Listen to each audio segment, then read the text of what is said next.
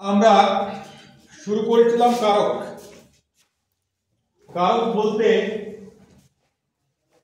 আমরা যেটা জেনেছিলাম সেটা হচ্ছে ক্রিয়াপদের সঙ্গে বাক্যের অন্য কোনো পদের যে সম্পর্ক তাকে বলা হয় কারক। তো সেই সম্পর্কটা বোঝার জন্যে আমরা প্রথমে কি করেছিলাম? প্রথমে বাক্যের ক্রিয়াপদকে খুঁজেছিলাম, হ্যাঁ কি না? ক্রিয়াপদ খোঁজার পর আমরা সেই ক্রিয়াপদকে প্রশ্ন করেছিলাম। প্রশ্ন করার জন্য কতগুলো শব্দ মোটামুটি আছে? এক, দুটোকে এক ধরো, 2, 3, 4, 5, 6, 7, 8, 8 রকমের প্রশ্ন, অথবা কি এবং কাকে দুটো যদি আলাদা ধরো 9 রকমের প্রশ্ন আমরা করতে পারি। কে যদি আমাকে যেটার কারক নির্ণয় করতে বলবে, একটা ধরো আমাকে শব্দ দিয়ে একটা বাক্য দিয়ে দেয়া হবে। বাক্য দেওয়ার পরে আমাকে জিজ্ঞাসা করা হবে একটা শব্দে, বাক্যের একটা শব্দে আন্ডারলাইন করা হবে, নিচে রেখা দেওয়া থাকবে, এবং আমাকে জিজ্ঞাসা করা হবে যে এই নিম্নরেখক পদটি কারক বিভক্তি নির্দেশ করো বা কারক বিভক্তি নির্ণয় করো। তো বিভক্তিতে তো পরে আসবো, বাংলায় বিভক্তি অত্যন্ত সহজ। আগে আমাদেরকে কারকটা জানতে হবে, যেটা আগের দিন আমরা চর্চা করেছিলাম। ক্রিয়াপদ খুঁজবো, এখানে ক্রিয়াপদকে এগুলো দিয়ে প্রশ্ন করব। যে প্রশ্নের উত্তরে নিম্নরেখক পদটি উত্তর হিসেবে আসবে, সেই প্রশ্নে সোজাসুজি এইখানে যে কারক লেখা থাকবে সেই কারকটাই হবে। বোঝা গেছে? করণের পরে কি লিখেছিলাম? করণ কারকের পরে কি লেখা হয়েছিল? নিমিত্ত কারক।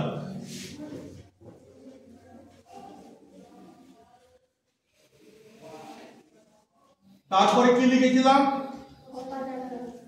কোথা থেকে অথবা কখন থেকে প্রশ্ন করলে যদি উত্তরটা পাওয়া যায়, তাহলে সেই শব্দগুলো হবে অপাদান কারক।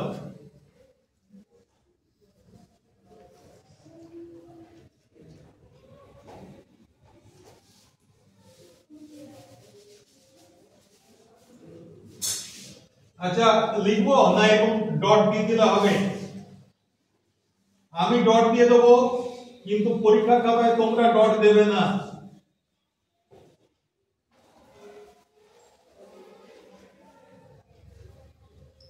আমার ডট দেওয়ার কারণ হচ্ছে সময় বাঁচানো, কিন্তু তোমরা যদি পরীক্ষার হলে ওইভাবে সময় বাঁচাতে যাও, তাহলে কিন্তু সময়ও বাঁচবে আর নাম্বারও বেঁচে যাবে। মানে যে নাম্বারটা তোমার পাওয়ার কথা সেটা তুমি পাবে না। ঠিক আছে? এটা আগের দিন আমি কিন্তু করিয়েছিলাম। এবার আজ তোমাদের একটু হালকা করে টেস্ট নেওয়া হবে যে তোমরা কতটা বুঝেছো এটা। একটা লম্বা বাক্য দেব, সেই লম্বা বাক্য থেকে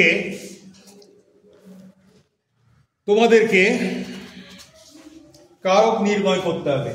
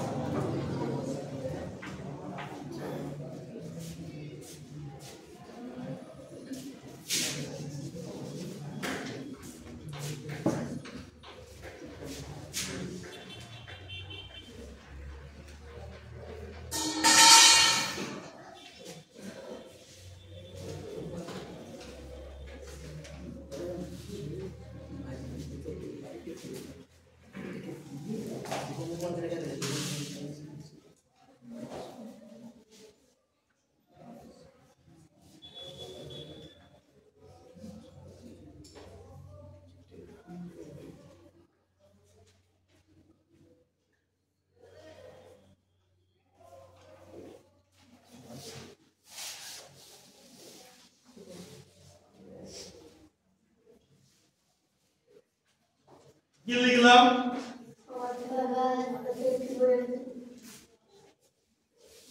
পুরোটা পড়ো। বাবা আজ সকালে আমার জন্য বাজার থেকে একটি বই এনেছেন। কি বোঝা যাচ্ছে তো? বাবা আজ সকালে আমার জন্য বাজার থেকে একটি বই এনেছেন। ক্রিয়াপদ কোনটা?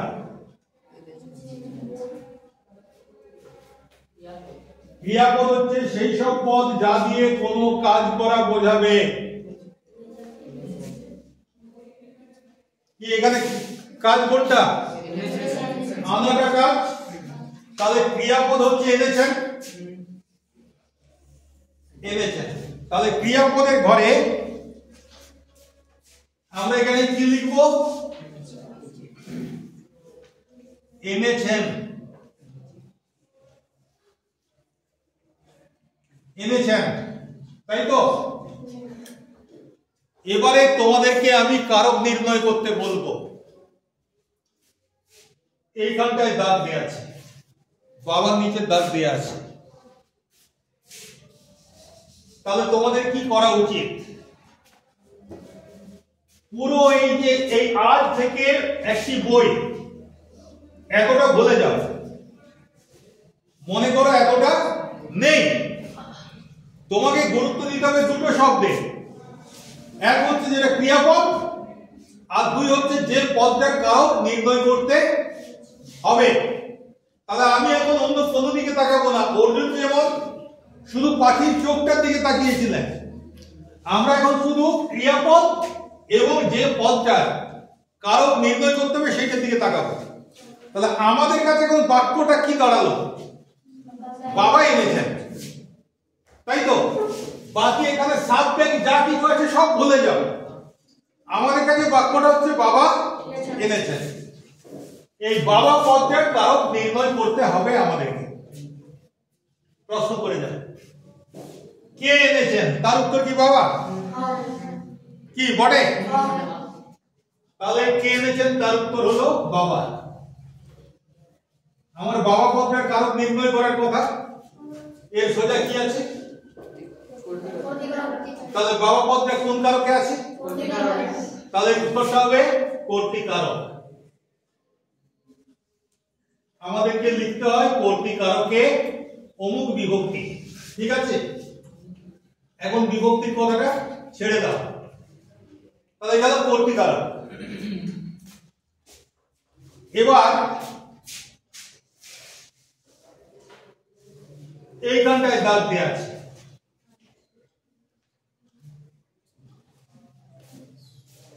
এইটার কারক নির্ণয় করো। আজ সকালে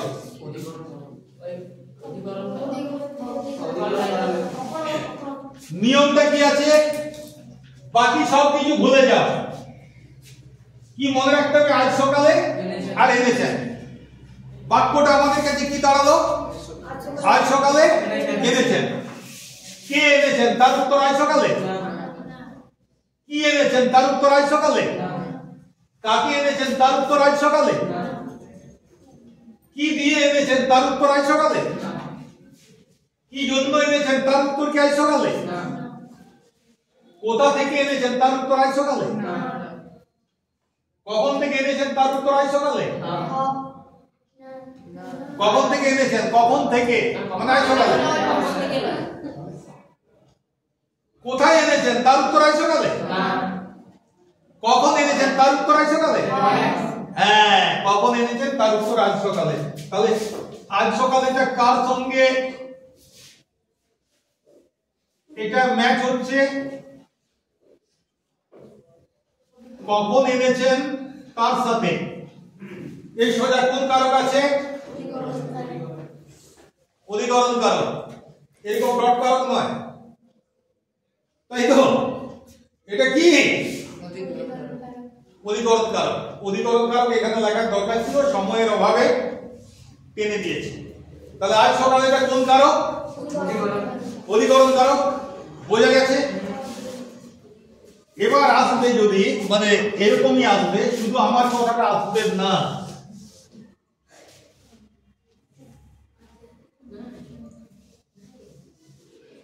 আমার জন্য। এইখানটা একটু তোমরা সমস্যায় পড়তে পারো, এইটাই। কারণ আমি অর্ধেকটা বলেছি, অর্ধেকটা বলিনি তোমাদেরকে আগে থেকে। আজকে বাকি অর্ধেকটা বলছি, বাকি সব ভুলে যাও। আমাদের কাছে বাক্যটা কি? আমার জন্য এনেছেন। কে এনেছেন তার উত্তর আমার জন্য? কি এনেছেন তার উত্তর আমার জন্য? কাকে এনেছেন তার উত্তর আমার জন্য? কি দিয়ে এনেছেন তার উত্তর আমার জন্য? কি জন্য এনেছেন তার উত্তর আমার জন্য? কোথা থেকে এনেছেন তার উত্তর আমার জন্য? কখন থেকে এনেছেন তার উত্তর আমার জন্য? কোথায় এনেছেন তার উত্তর আমার জন্য? কখন এনেছেন তার উত্তর আমার জন্য?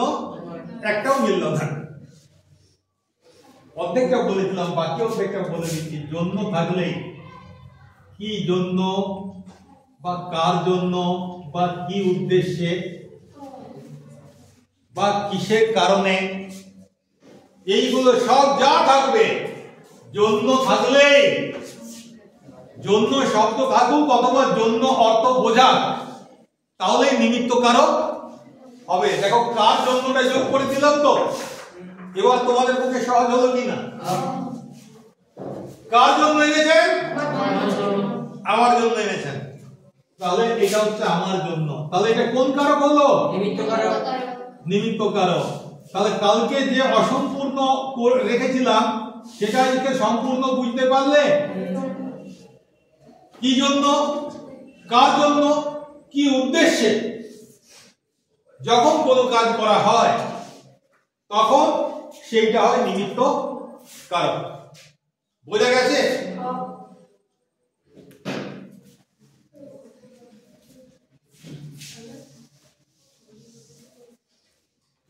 এরপর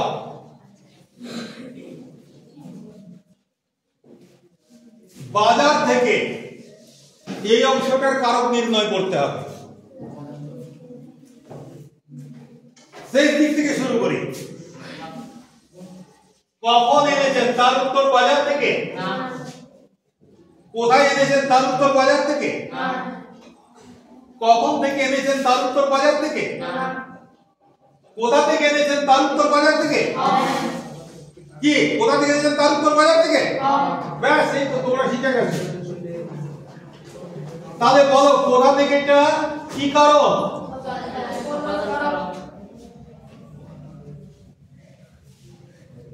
তাহলে বাজার থেকে এটা হলো অপাদান কারক। এরপর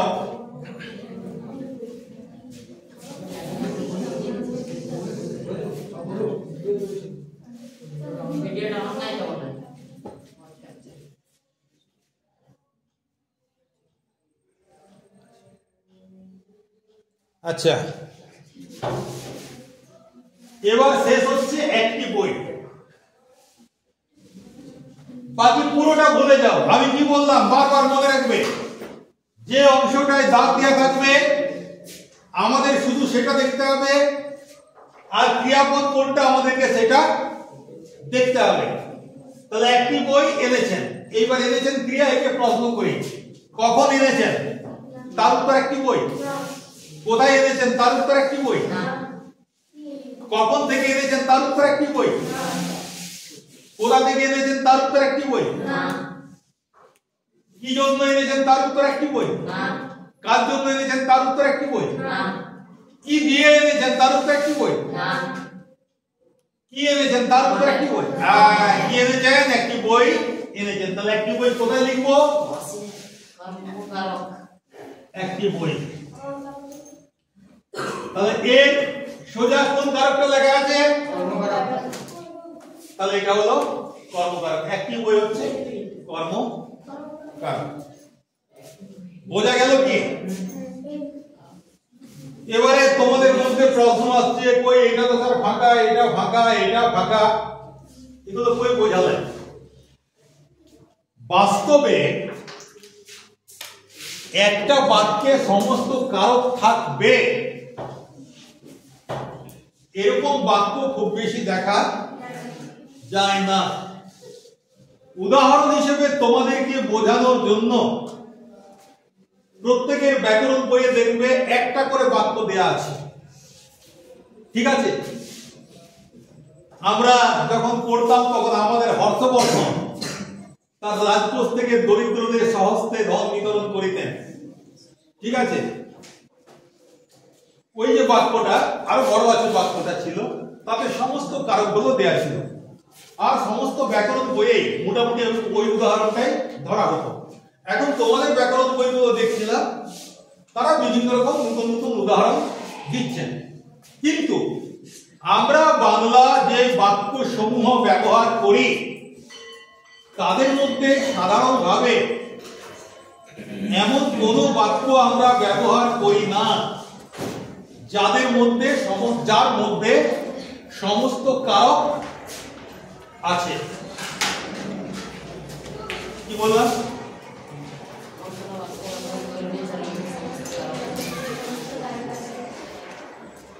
আচ্ছা, কিন্তু ইনকমপ্লিট কেন রাখি, অসম্পূর্ণ কেন রাখি?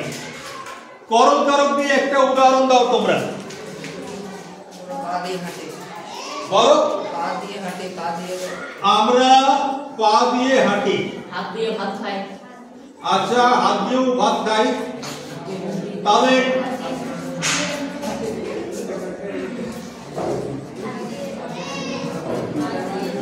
আমরা পা দিয়ে হাঁটি বললে ক্রিয়াপদ কোনটা? হাঁটি। তাহলে করণ কোনটা হবে? কি দিয়ে? তার উত্তর পা দিয়ে। তাহলে পা দিয়ে এটা হচ্ছে করণ কারক, ঠিক আছে?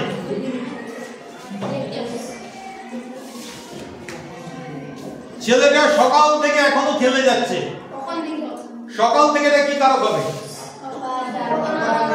অপাদান কারক। কখন থেকে? ঠিক আছে। আমি রোজ সকালে দুধ দিয়ে এক জামবাড়ি মুড়ি খাই, সকালে কি কারক হবে?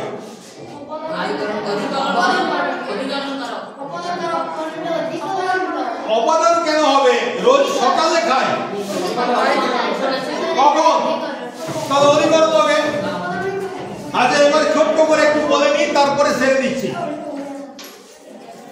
যে করে সে হচ্ছে করতে, ক্রিয়াপদ, ক্রিয়ার প্রভাবটা যার উপরে পড়ে সে হচ্ছে কর্ম।